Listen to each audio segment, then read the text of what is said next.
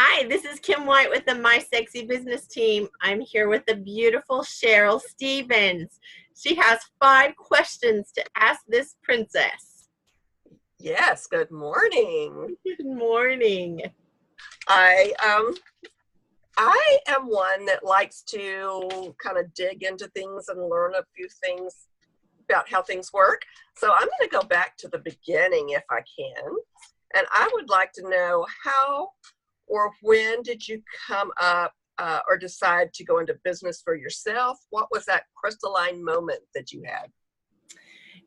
I think it's kind of funny because I honestly believe I was born to do business. I was little bitty and had no entrepreneur in my life that I know of. Um, I lived with my grandparents and they both had, jobs, and I would gather up all the groceries out of the cabinet, all the canned goods and stuff, and I would sell them to my cousins and to my grandparents and, make it. I had a store, and um, it's just funny to me because I have done that since I was really little. And Yeah. if you fast forward, I wanted to have, I couldn't imagine working for someone else for the pay that they were talking about. Like, I didn't mind working, and I was always a hard worker, but it was like, that's crazy to me that they have so much responsibility, and the ones that have so much responsibility are usually the ones that make the least amount of money, or at least that's the connection that I got then. And so I I wanted to have a furniture store. It looked glamorous to me. It looked like something I would want to have. And of course, I found out the hard way that a teenager who wants to run up and down the road should not own a brick and mortar store. Like, should not be the one working in the store, if so. But that's really the answer to that. Like, I think a lot of people are born with it, and we are just taught through, and this is not a bashing thing, but we're taught through parents who don't know how to teach us, and we're taught through school systems that don't teach us about being an entrepreneur, and we're taught from society, you need to trade time for money. And I think that we just kind of squelch that in our own selves, but I think we squelch it in others too, because that's a crazy idea. You need to get a good job and have a steady paycheck. Yeah. And it limits us in so many ways, long Yeah. term. I totally agree. People's creativity, I think, is quashed when you work for the normal brick and mortar stores. I fully believe that. Okay. That first year that you had your own business, whichever business it was first, what challenges did you face? Oh my goodness. Well, I was 16. That was probably the first challenge, being immature and having no idea about so many things, but being saddled. I mean, I felt like I was harnessed to that building. The furniture store was, in a building, and I felt like I could never leave. I I wanted to run up and down the road. I wanted to go hang out with friends. I was a typical teenager, but you had to be responsible first. And I didn't mind being responsible. I just didn't like that I couldn't do things. I couldn't like get out of there. And I think it was an ugly business. It doesn't matter how much profit you make if you don't have freedom. And I Right. started learning that. Of course, I am not a quick learner. I'm a hard learner. So I had to repeat that several times before I got that lesson. But I think that not understanding like what I didn't know, like not knowing what I didn't know, and you don't know what you don't know until you're in the Right. middle of something, and then you're like, well, what are you talking about? I have to do, financials and taxes and stuff like that. What? I Business thought plan.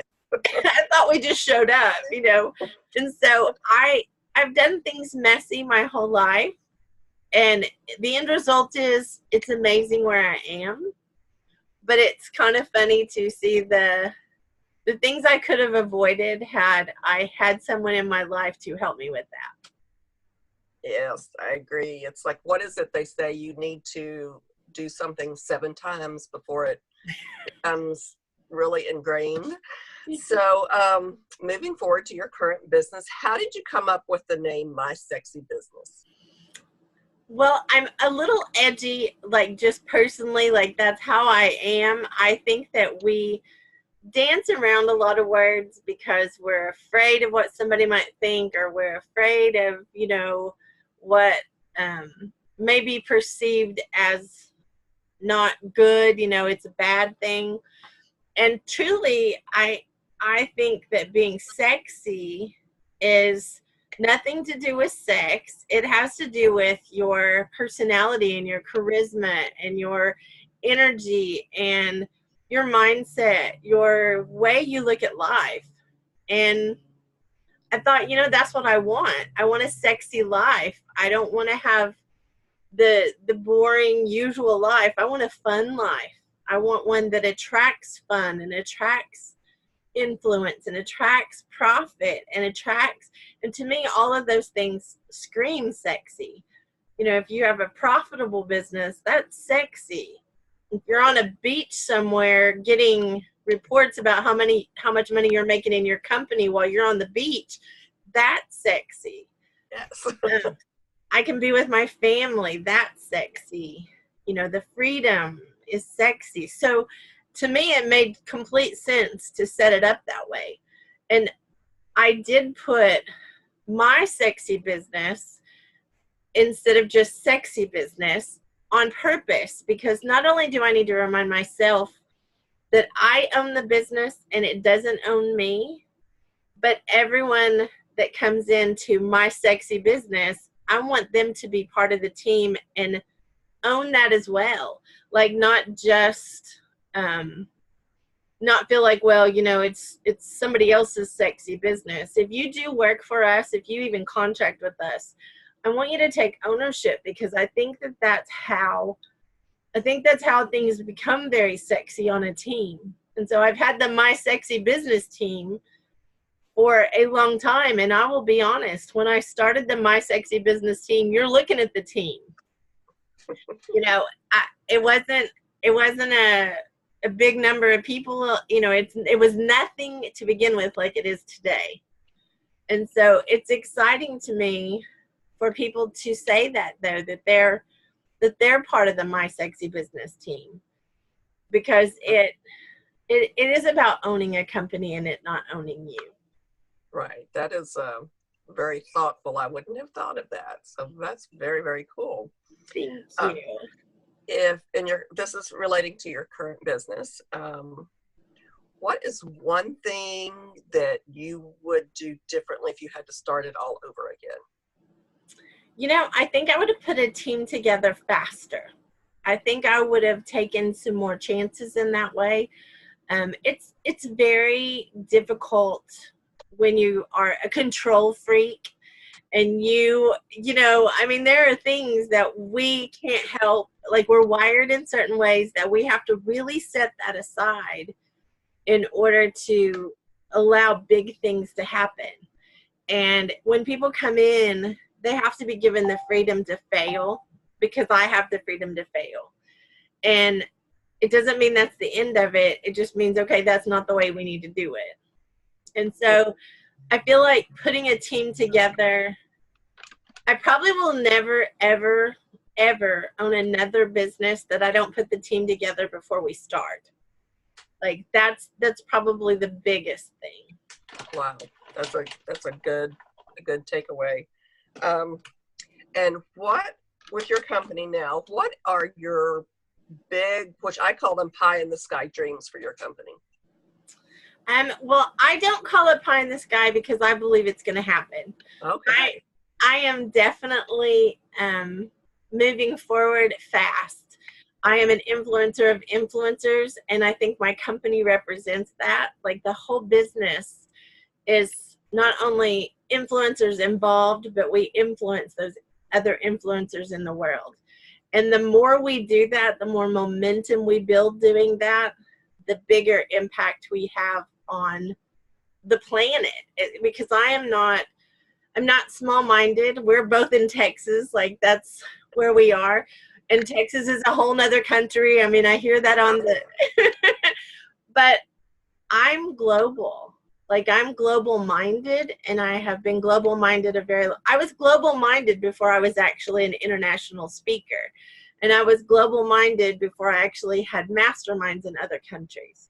So I think it's a shift in us to realize that people need to be impacted all over the world to believe in their ability to do things and to learn how to do them if they don't know how, to do things differently.